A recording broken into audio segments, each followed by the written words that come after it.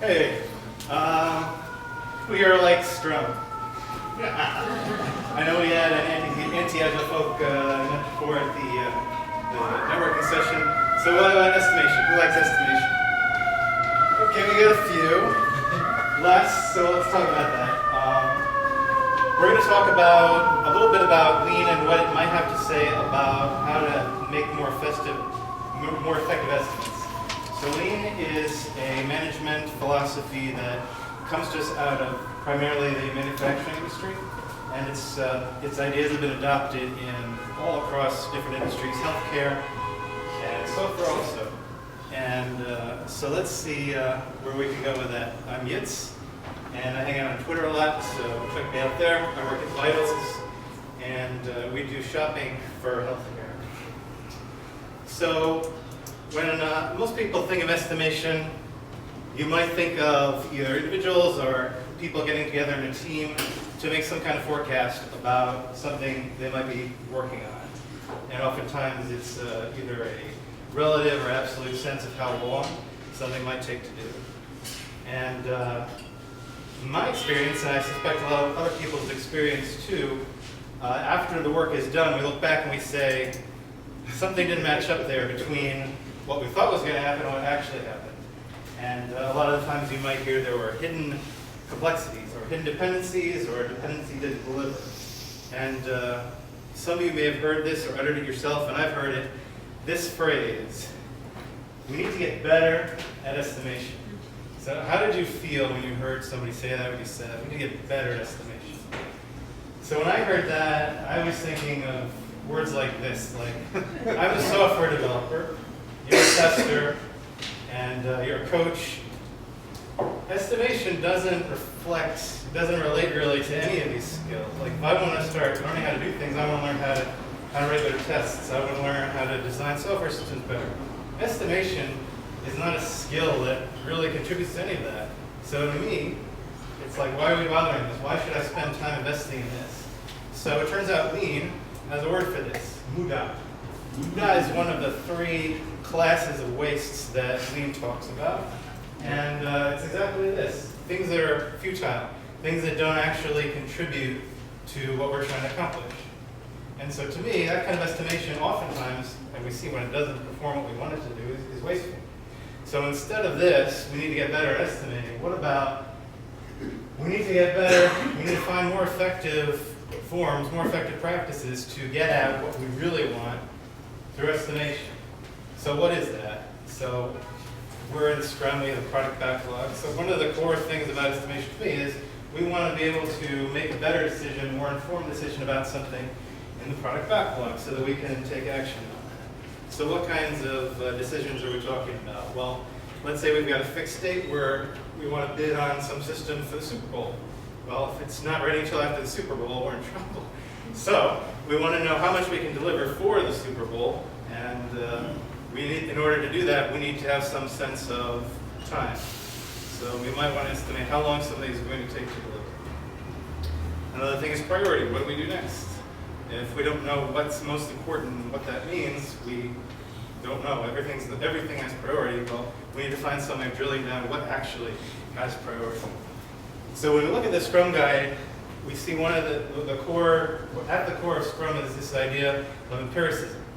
And what does empiricism mean? Well, it makes making decisions based on things that are known, and to me it means things that are observable.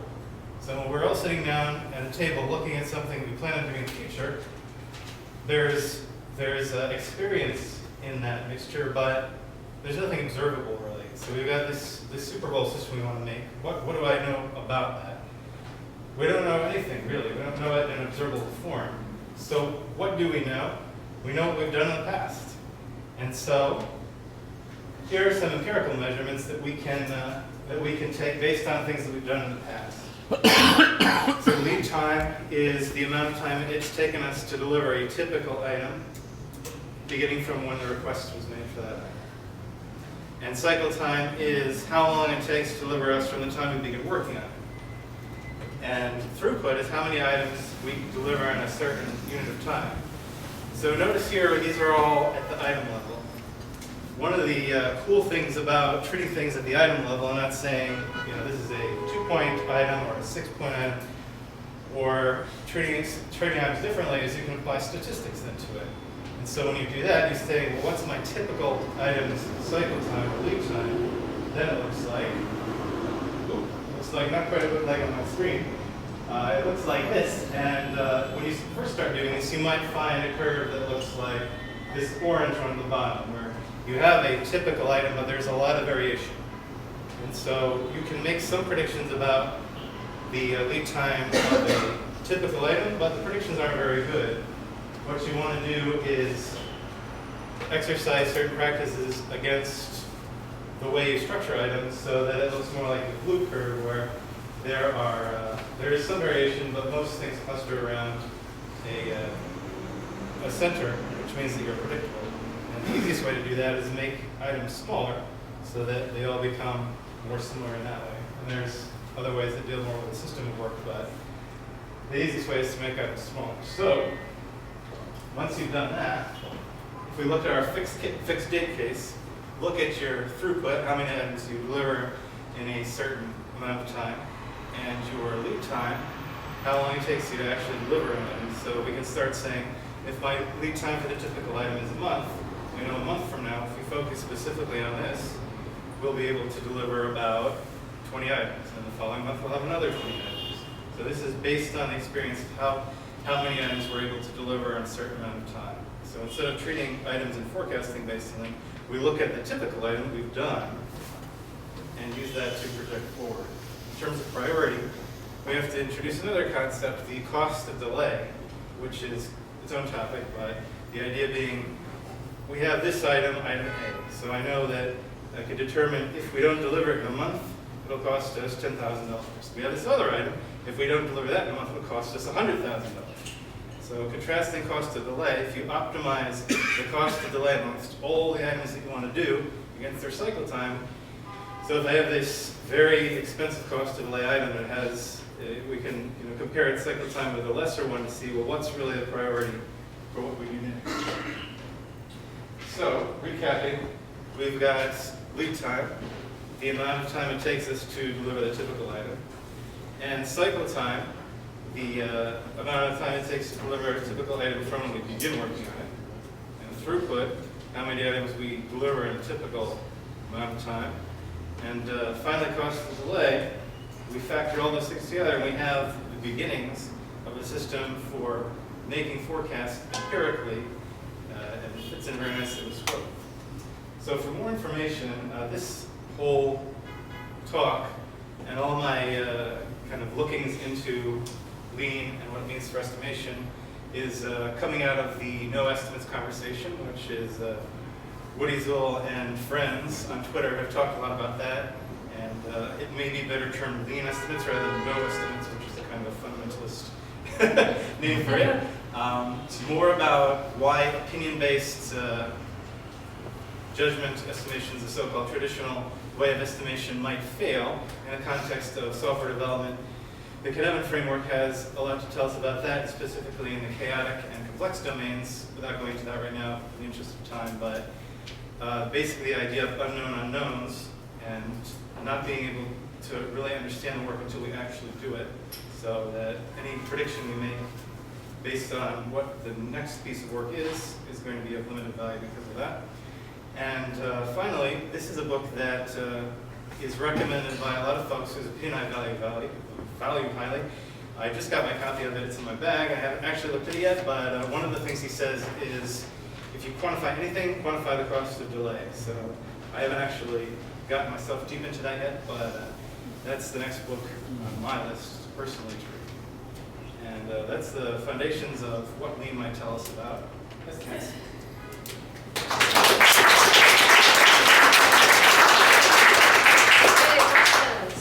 Any examples of cost of delay? Very interested in that. How would you, have you calculated it, or how would you look at that? Right, so I'm just getting into this now, the cost of delay, but it's like, when you think about how to understand, priority, like that's a really great way of zooming in on it. Well, we don't do this now.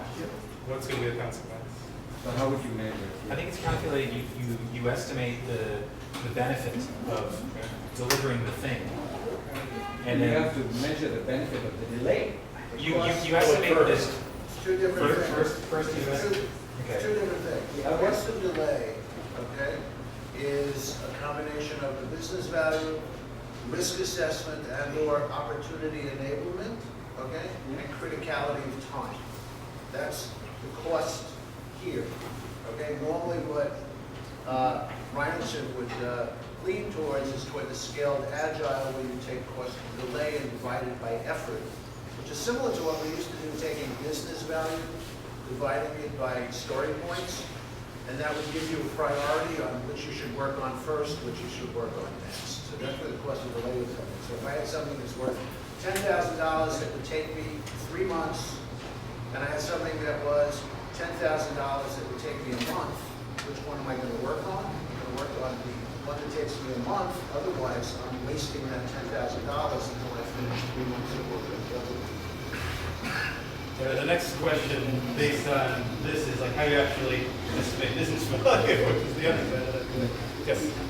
So it's about the return, the expected return, and delaying the delivery of that thing is costing you the return for that period of time. You could use an NPV calculation for that, because that's benefit over time. And I'm wondering if that's the same as your cost of delay.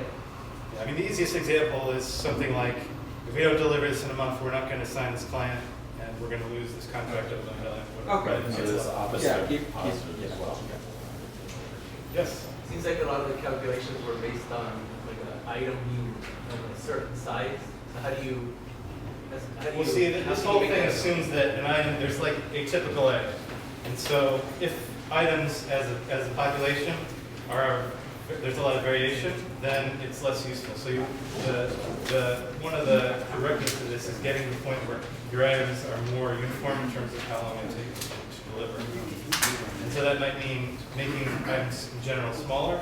It might mean looking at your system and figuring out why there's so much variability. Yeah, this normally applies to a static system, things that don't have a lot of variability in it, like, lines at bank, so many people are getting through there.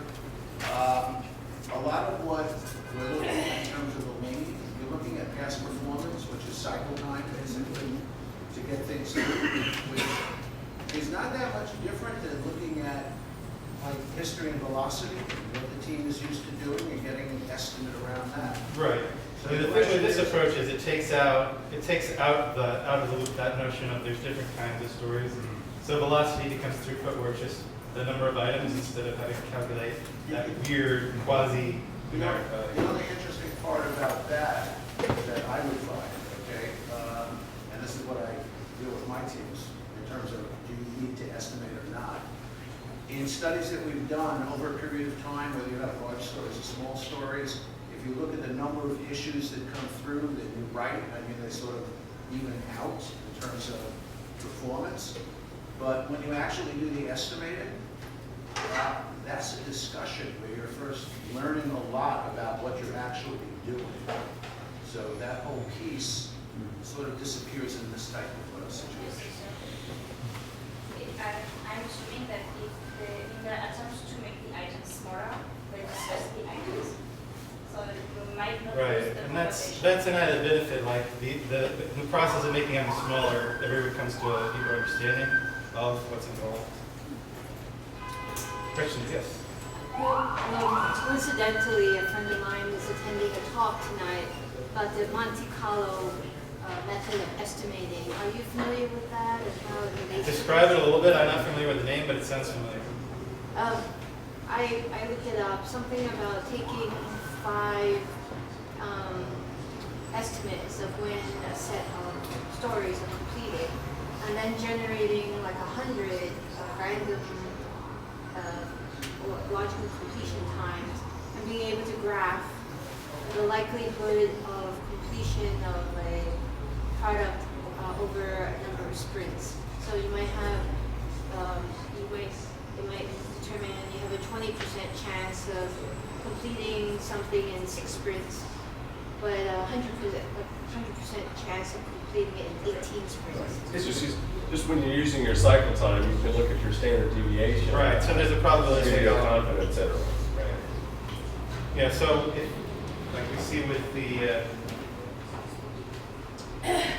so this is cumulative where if you have, you're looking at 20 items, so you know that there's variability within each one. So you can get a probabilistic idea of if I want 95% certainty, how much variation is it going to be? Does that get at your question? It's like looking at it at a different angle. It's Similar. Okay. Questions? Did I miss anybody in the back or the front? All right, thank you. Great job.